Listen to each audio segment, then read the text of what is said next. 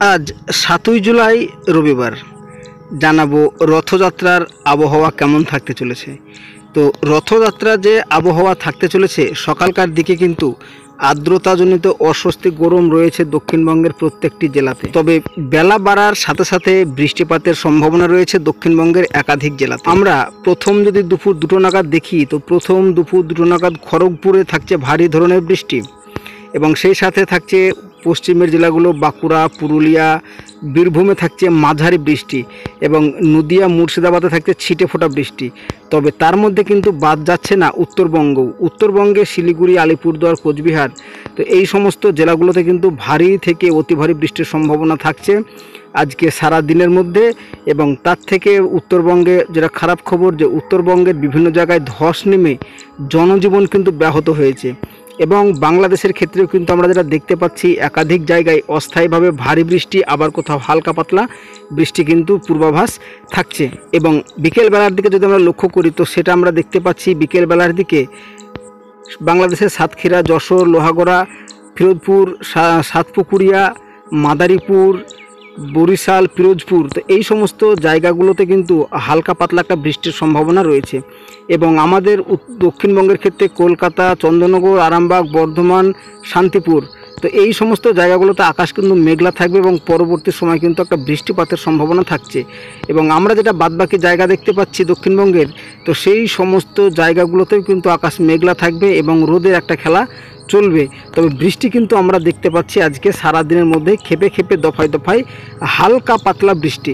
তবে আপনাদেরকে আরও একটা কথা জানিয়ে রাখি, যে আজকে সন্ধ্যের পর কিন্তু আকাশ তুলনামূলকভাবে অনেকটাই পরিষ্কার হয়ে যাবে। তো আমরা যেটা দেখতে পেলাম, যে সন্ধ্যের আগে পর্যন্ত কিন্তু বৃষ্টিপাতের একটা সম্ভাবনা থাকছে গোটা দক্ষিণবঙ্গে। তো সন্ধ্যের পর কিন্তু দক্ষিণবঙ্গে বৃষ্টি আর থাকবে না, আকাশ মোটামুটি একটু পরিষ্কার আমরা দেখতে পাবো।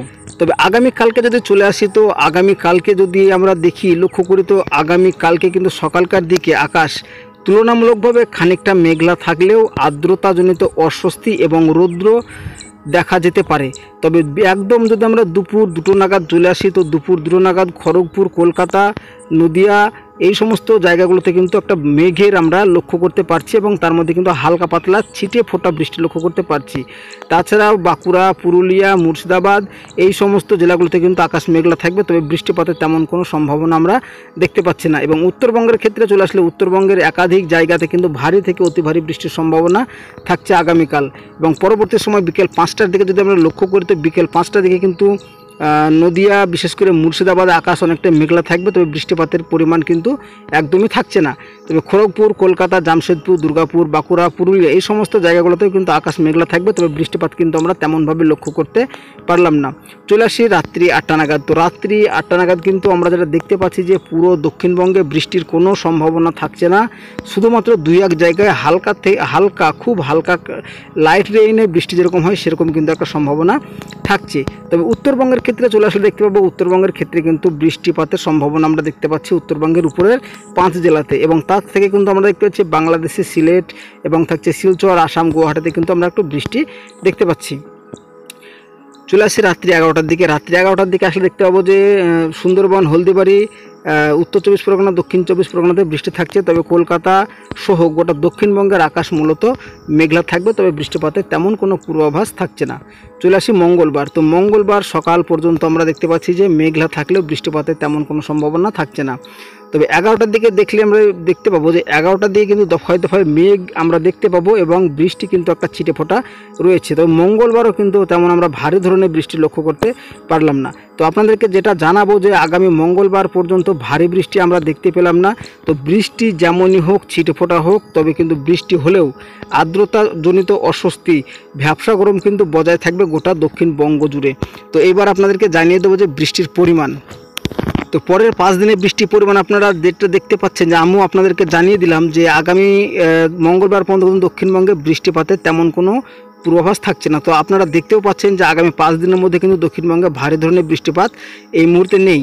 পরের 10 দিনের মধ্যে যদি লক্ষ্য করি, তো পরের 10 দিনের মধ্যে কিন্তু ছিটে ফোটা বৃষ্টি রয়েছে। আপাতত ভারী বৃষ্টি কিন্তু দক্ষিণবঙ্গে আমরা এই মুহূর্তে দেখতে পাচ্ছি না। তো এইবার আমরা কিন্তু যেটা দেখব, যে আর্দ্রতা।